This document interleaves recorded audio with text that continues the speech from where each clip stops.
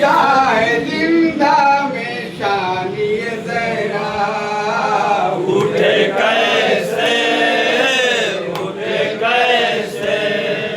वाली सकीना का लाशा उठे कैसे वाली सकीना का लाशा मुसीबत की मंजिल ये कितनी कड़ी है मुसीबत की मंजिल ये कितनी कड़ी है यतीमा की मैयत जमीन पे पड़ी है यतीमा की मैयत जमीन पे पड़ी है यतीमा की मैयत जमीन पे पड़ी है यतीमा की मैयत जमीन पे पड़ी है बने कब्र क्यों कर उठे कैसे लाशा बने कब्र क्यों कर उठे कैसे लाशा हमारी शाह जिंदा में शानी जहरा उठे कैसे वाली सकीना का लाशा ये गुर्बत ये तन्हाई ये कैद खाना ये गुर्बत ये तन्हाई ये कैद खाना जंजीरों में जकड़ा है बीमार भैया